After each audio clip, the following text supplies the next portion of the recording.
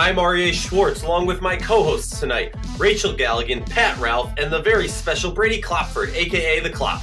Welcome to the WNBA Insider Show. Each week we cover different topics important to the W, using X's and O's along with key stats to bring honest and critical analysis. This episode, we're going to preview Game 3 of the WNBA 2018 semifinals. Our two matchups right now is Phoenix taking on Seattle, and they move down to Phoenix, and DC taking on Atlanta as they shift to DC. First things first, Phoenix and Seattle. Brady, I know this is your first time on the episode, second time on the episode. Kind of with these, I'll ask a question or two. Feel free to go as long as you want, and we'll kind of chime in and see how it goes. Brady, I want your take. You first. Phoenix, Seattle. Does Phoenix have the ability to even salvage this to force a Game 4 or maybe Game 5? What are your thoughts, Brady? See, in Game 2, I am not willing to put any limit on what Phoenix is capable of. I think there's a very good chance that this series ends Friday, but I don't think you can close the door on Phoenix, especially just to force it to a Game 4. They played very well in the second half of that game. Taurasi reminded us that while Stewart may be the MVP, she can be the best player on the court at any moment. And they're fired up. Diana Taurasi is not a player, nor is Brittany Griner, to hang their head when they're down 2-0. I think they're going to come out with a lot of energy. I still think the series is pretty much over, but there's no way I'm ready to count them out yet. If I had to guess, I'm going to say that they steal one tomorrow, and then the series ends at Game 4. Pat, do you agree? I think Phoenix, I wrote about this today, they've got a lot. This is the thing, is that the margin of error is just razor sharp thin between these teams because they're both so good, and they're both so evenly matched. They play such a similar style, and you saw that it's the same score in both games, 91-87, 91-87. And it's the smallest things where a couple turnovers here, a couple more rebounds here, a couple more steals here, assists, like that can make the difference. And you have to be able to execute. And overall, Seattle has had the better execution. Phoenix has been good, but Seattle has just been better. They're just a better version of Phoenix. And I think they will win Friday night. I think they're going to be home. The X factor, that crowd gets rocking. That's a tough place to go in and win. I think they're going to come in ready to go. I think they win. They defend home court and they get back into the series. But they're going to need some things to go their way. They're going to need to shoot the ball better from three. They're going to need to be more consistent than that performance they had through three quarters on Tuesday night. And they're going to have to defend better. They haven't been great defensively. They got to slow Seattle down because they cannot get into a track meet with Seattle. They got to slow it down. And as I've said this before, and I know you've said this, we've said this a lot already. Like, Brittany Griner has to play better. She's got to be more consistent. You can't have someone like Griner foul out in overtime. And you saw how it cost them. They gave up a lot of rebounds. Sue Bird just, lollygagged right to the hoop with that layup. That doesn't happen if Griner's in there. So it's just very – Phoenix has their work cut out for them, but I think that they feed off the home crowd. Like Brady was saying, when you have Taurasi and what she can do, as our good friend Michael Jordan once said, the ceiling is the roof. And DeWanna Bonner just does everything. She's the Swiss Army knife for this team. So it's just, this is, Phoenix, I think, can win tomorrow night, but they got a lot of things they need to do better. I agree with you guys both. Something that is in the back of my mind, and I think it's going to be a whole episode in its own that we'll have to do later on, is at what point does this, I understand Taurasi's GOAT resume is up there, one of the greatest offensive minds in the history of the game. My question, and this, like I said, it's going to go to a whole nother episode, so I'm not going to, but something I want to plant in your mind. At what point does this kind of become the narrative of this team, of this Mercury team, where they just couldn't get over the hump? They're a perennial team, a perennial semifinals team, but they can't get over the hump. At what point does it become much, something more than just, this is a team that has a GOAT and has Brittany Griner, one of the In all honesty, I'll say a player who has never lived one of the most biggest disappointments as far as the potential she has in living up to it. I know I'll get some flack for that, but that's how I feel. Feel free to chime in, but I do want to move over to Seattle. Pat, then Brady. Seattle Storm, my biggest concern is they're not fire tested. What do we see when they had a big lead? They blew it, and they looked scared in those late minutes when Phoenix kind of made it into a game. They were able to do some stuff. But, Pat, I want your take. Yeah. I mean, how much faith do you have in this team when it comes down, how much faith do you have in this team? Okay, you bring up a good point is that, Seattle, my concern with them coming into the playoffs, and this is what shows how good of a team they are, is my only concern with them was what happens when a game gets close, a la Game 2. And you've got to find a way to execute in the half court when the game slows down. It's not a track meet. What happens? I came away from Game 2. I came away with why I stop you and I am disagreeing with you a little bit is they showed us something in that overtime period. Rachel, I think you tweeted this, I think. So I'm going to hand this off to you if it's you who tweeted this. But, Seattle could have just rolled over and just been like, we're done. We blew a double-digit lead in the fourth quarter. Taurasi hasn't missed a three. Phoenix is clicking right now. They could have just rolled over and said, we're done, and just could have checked out, having blown the lead. But when you win a title, it's not just that you're good physically or good that you can, good on the floor, but it's what happens in between the ears. Rachel, we've talked about this, like what's going on in the head. And Seattle showed that. You got to be mentally tough to win a game like that after blowing double digits in the fourth quarter. You've got to be mentally strong to be able to pull that out in overtime. And obviously the Griner fouling out thing hurt. Obviously being at home helps too. But I'm impressed with Seattle for pulling that out. And I think they showed us a lot with that winning game too. And I just think that, they've got a very good chance where they could close this out in 3 or 4. And the next time they're playing in Seattle is opening up the WNBA Finals against whoever comes out of that series. So I think your concerns are legit, RA, that these are things that we were concerned about coming in this series. Seattle answered the call. They answered the bell in Game 2. Let me just chime in, guys, kind of to echo what you were talking about, Pat. I mean, a couple things just first and foremost about Brittany Griner. It's crazy that we're sitting here and criticizing Griner when this is a player who's averaged, well over 20 points these last 2 seasons. And it is actually, it's so dominant in her own right. It's just there's almost something about her in moments where you're like, what is it about Griner at times that can be so frustrating? And so I'm not disagreeing with you, RA. It's the fact that she's averaging 20 points a game. So how can we be critical of that? She is dominant. The fact that the Phoenix Mercury are in the semifinals doing what they're doing, she's a dominant presence inside. But it's almost like at times you wish you had more. And a mental breakdown that she had in those final moments before the overtime period or in the overtime period. I mean, that was I've just thought a lot about that. When I was in college, my coach would have called that a selfish play. Shout out to my college coach, Brady Salit. But that would have been called a very selfish play. You put your team you've worked so hard to get back to that point. Seattle, as much as I have praised them for how they responded in that overtime period was incredible. That is a great show of mental toughness. They had some major breakdowns in that fourth quarter.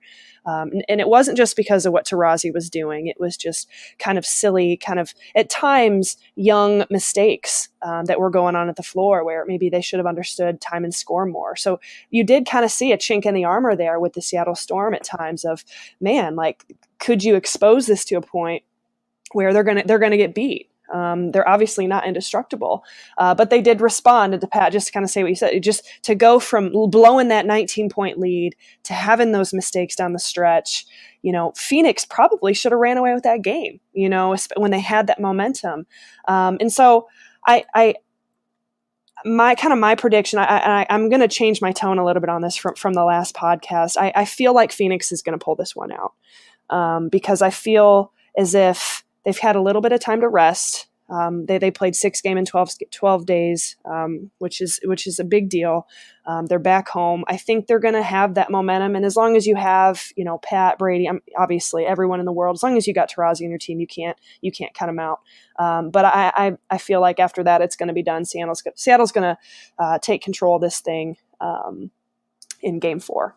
But how wild would a Game 5 be? I mean, the thing that I'm really interested, right? Well, and that's why, Brady, I want your take on this now that you have no horse in this race. But I'm kind of curious. I'm looking at these two series, and I'm kind of more excited for Atlanta-Washington because it seems much more of a chess match. And maybe that's just because, you have a team that, if you want to say I don't even think it's a question. DC has a lot more star power than Atlanta. So you have a team, if you will, taking on stars, which has always been a great storyline. But I guess my question is moving on to the next series. Brady, what are your thoughts? I mean, does DC or Atlanta, before we even get into that matchup, do either of these teams have the formula to beat Seattle? I don't think Atlanta does. I really like what you just said about kind of team versus star power, and I think that's been the beauty of this dream team. They've been one of my favorite teams to watch this season for that very reason. I love to watch teams that come together, play as a team, and manage to create this whole that's greater than the sum of its parts. But there's only so far it can take you. They've overperformed, and especially with McCautry not being out there, at some level, talent takes over. And Seattle and Phoenix, for that matter, are just more talented teams than Atlanta is, especially when you remove McCautry from the equation. Washington, it all comes down to Deladon and if there's any health and life left in that knee. I think they absolutely can challenge Seattle. I think they can win that series. I don't think they will. I think Seattle has to be considered the clear favorite right now, even regardless of being up in that series and knocking on the door of the finals. I think they're just pretty clearly the best team. But Washington has that combination of star power of Deladon and still the quality team play on both ends of the floor that in a 5-game series, they can do just about anything. They can beat just about anyone, especially because Stewart, who was my MVP pick, as good as she's been this year, I still think Deladon is probably the best player in the league, even though she wasn't necessarily the most valuable player this year. And when you have the best player on Yes, Bree. I'm glad to have some support there. I know not a lot of people feel that way. I think Deladon and Candace Parker are the two best players in the league. Personally, that's a debate for another pod. But on any given day, if you have the best player on your team, and then you add in the role players they have with Cloud and Tolliver, I shouldn't call them role players, but the secondary pieces they have, the coaching they have with Tebow, and that's a team that can absolutely beat Seattle, even though my money would definitely be on the Storm. But like Pat and Rachel were talking about with the Storm at the end of that game, there were some miscues. Even though I was impressed with the fortitude they had in overtime to still win that game, there were miscues with the time and the situation of that game going into the fourth quarter. Even on the final play, we all like to look at Taurasi and go, wow, what an incredible play she made to tie that game at the end of regulation. And she did. She hit an absolutely outstanding shot. But Seattle has to know that Taurasi's getting the ball in that situation. It's an ATO that Phoenix loves to run. And even though they made it a pretty difficult shot for her, they looked scrambled. With a play that Phoenix runs with some regularity to the player that everybody in the arena knows is getting the ball. And Seattle still looked a little bit panicked, a little bit surprised by what was happening. And when you have a coach who is as much of a veteran as Tebow, and you have the kind of stars who are as smart as Deladon and Tolliver, that is an equation that can feast on a team if that team makes mental mistakes. So I would favor Seattle in that series, but if they don't bring their sharpest mental game, Washington would find the holes and find the weaknesses that can be exploited, and that could get very interesting very fast. I completely agree with you. It's something that I've been wrestling in my mind of, I was talking to my mother, shout out to my mom, on the phone earlier today, and we were talking about the playoffs. And I said to her, I'm torn because I want to see an amazing finals. And honestly, which the side that I'll take in the whole Atlanta versus DC take is, which team do I think can put up a better fight against Seattle? No offense to the Mercury or the Mercury fans. And I go back and forth each day with and I kind of want to throw this over to Rachel. Which coach do you think? Because to me, I agree with everything Brady said. At a certain point, it comes down to star power and stars, and we talked about it with Connecticut also. Who's going to be the one to take that shot? If it was just a coaching thing, at this point, this season, this year, Rachel, who do you have more faith in being able to put together a game plan to dethrone the current Kings, if you will? I absolutely hate you for that question. Gosh, I don't know. I don't think I think all of these coaches are brilliant in their own way. I think they are so experienced in their own way. You could go top to bottom. I mean, with all four teams, just kind of what they've been able to do and how they've been able to do it. So I'm going to take the pitiful way out. I think I don't know. I don't know that one because I really value every single one of them, and I really I just respect them so much. So I don't know who else has something to say on this. Congratulations, I'm officially stumped. I don't know. All right, can you repeat the question again? Excellent use of the. I had to drop it on it.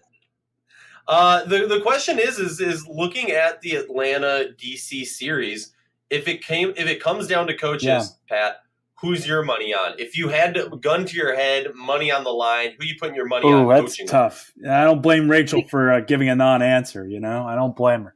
Tebow is brilliant. I mean, I guess, and Nikki's one of my great friends, and I don't want to answer this question. I don't know. It's hard. It's so tough because like you said, and I'm kind of maybe I'm gonna cop out here too, but it's very different.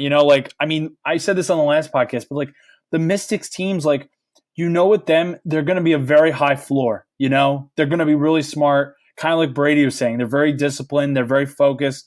They're not going to make a lot of mistakes. They're not going to make a lot of mental errors. They're a seasoned team. They know what they're doing, and they're going to execute. The ceiling might not be as high as it is for a Seattle or a Phoenix, but the floor is really high, and that you're going to, their bad performance is still not going to be as bad as it could be for another team.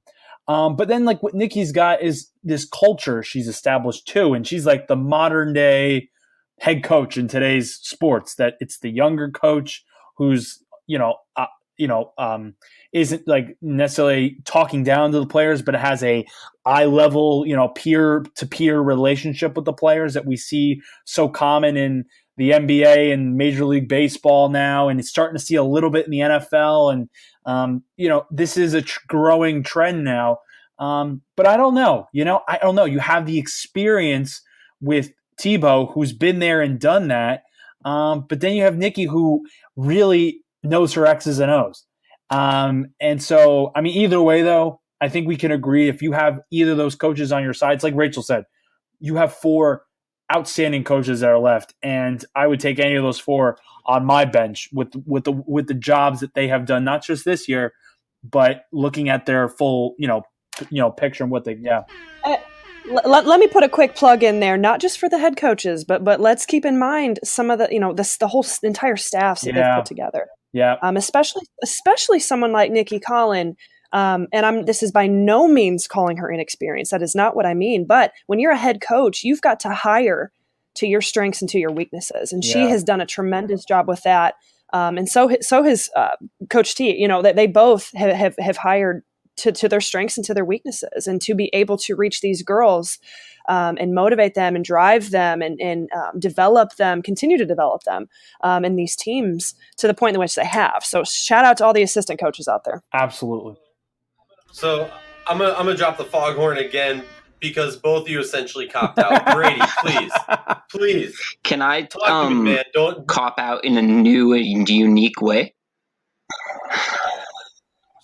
Yes. Cop out. Here's how I see it. I think that all of these four coaches, and especially Tebow and Colin, are a perfect fit with the teams that they're coaching. Not that they wouldn't be good with other teams, but I like Nikki Collin coaching Atlanta a lot more than coaching Washington. I like Tebow coaching Washington a lot more than I like him coaching Atlanta. Their styles, the things that they do well, work very well with their personnel. Like Rachel was talking about, Colin, with that collaborative effort that she's kind of bringing in and really rising up all of the players and creating something bigger than what anyone thought that team could be capable of. That's huge. And that plays really, really well in the playoffs where it's all about who can overachieve the most. But then you have Tebow, who's a guy who, like Pat said, raises the floor of a team. They're not going to make a lot of mistakes. He knows how to put the ball in the hands of his best players and let those stars shine the brightest and put them in the positions where they are most likely to succeed. So I think they're both of those coaches are great and in the perfect situation. I voted for Colin for Coach of the Year. If I had to, gun to my head, since I don't want to be the third cop out here, if I had to pick a coach to try to beat Seattle, I would go with Tebow. By the narrowest of margins, largely just based on experience at that point and the level of discipline. I hear you. I guess my one rebuttal, and thank you for actually answering the question, Brady, unlike Pat and Rachel. Ditto, Brady. Ditto. There you go. Well, I'm going to play devil's advocate because that's one of my favorite things to do, and I'm going to vote Colin. And the reason I'm going to vote that, and I agree with everything you said. It's not me just, disagreeing, but I mean, it is me disagreeing. But, for me, it's Tebow is yet to accomplish that feat. He's yet to bring home the title. And I'm not saying that history will repeat itself. I just think that given time, and Nikki's talked about this a lot, given time, you can plan for a team. And I think if it comes down to game plan wise, I think this season have more faith in Nikki to put a game plan together that can defeat the storm, that can quiet the storm, if you will. The question for me is more so what you were talking about, Brady, is, having the right tools for their coaching style. And, when you have DC having that star power of players in Chrissy Tolliver, who's been and won a championship, when you have the star power of Elena Deladon, who's been to a championship, hasn't hoisted it yet, but has been there before, I think it's a little bit easier and there's less pressure on him. Versus with Nikki, it's going to come down to the game plan and whether or not the players believe in the game plan and can work forward on that. What are your thoughts, Pat? Well, I mean, the thing is, you've got. Can you repeat again? Sorry, can you repeat what you said again? Just like synopsis, real quick, Frank. Well, I feel like game planning wise, the advantage goes to Nikki, but then it comes down to the players. Yeah, on the well, team. The thing is, like, she just has, what she has done with that team, obviously, and I go back to like the culture thing. And I think that's the thing I remember last year interviewing her when she was still an assistant for Kurt in Connecticut. You knew she was a rising star. You knew she was kind of like the next young coach that was going to get their shot at a head coaching position. She was going to be next. And you just sat with her and I remember interviewing her and she's really just so smart. I mean, you like just talking to her about numbers and the analytics and stuff and what she uses and, how she coaches her players. And she's such a forward thinking coach that like, I was like, she kind of fits the mold of like going back to what I said of like the 21st century coaches that we have today in professional sports and, in not just the WNBA, but other professional sports leagues. And I felt like when I saw it, it's like, and you knew like what she was going to bring down to Atlanta and the way she was going to handle it. And you see how she interacts with the players and stuff during games and stuff. you can see why they execute well because she's created that. Again, it's that culture that's about more than just the X's and O's. It's about more than just what goes on the floor. It's about what goes on off the floor. It's about the entire experience, that it's not just about the end product, but it's about the process and getting there and the bits and pieces to getting to that point and everything that goes into it. So I think it's really, I think it's not a surprise given that, like, from thinking about it, looking back to last year when I interviewed her, like thinking about now, I'm not that surprised thinking about like how she's been able to establish this so quickly. Yeah, I agree. You're making some great points, Pat. This is going to wrap up this episode. I want to thank Brady for joining us. Just a reminder, folks, on ESPN News, the flagship station for ESPN, 8 p.m. and 10 p.m. on Friday night will be the Game 3 of the WNBA semifinals.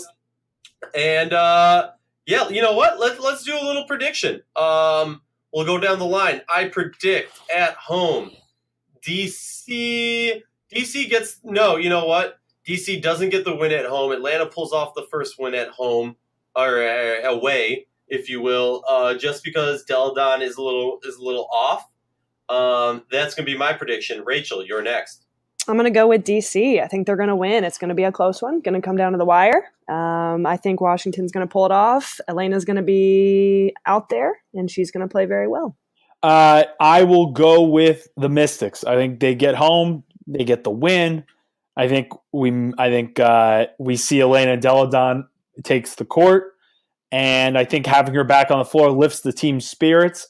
You know, sends that energy and stuff. They feed off that home crowd in the gym at GW in Foggy Bottom, and I think they take care of business and they move within one game of the finals. I think Atlanta wins. I think they've got a little momentum after game 2. I'm a little worried about how healthy Deladon is going to be, and I think sometimes that energy that comes from when a player makes a return can end up hurting a team. Not saying it will necessarily hurt Washington, but I think there is a potential for them to be maybe a little bit overamped or even a little bit over-reliant on her. I think Atlanta is kind of clicking after game 2, and I think they're feeling like they don't have anything to lose, and that's when a team that plays the way they play is always at their best. There's nothing scarier than a team with their back against the wall, and that's what Atlanta is. Tune in Friday night, WNBA semifinals. This has been the WNBA Insider Show.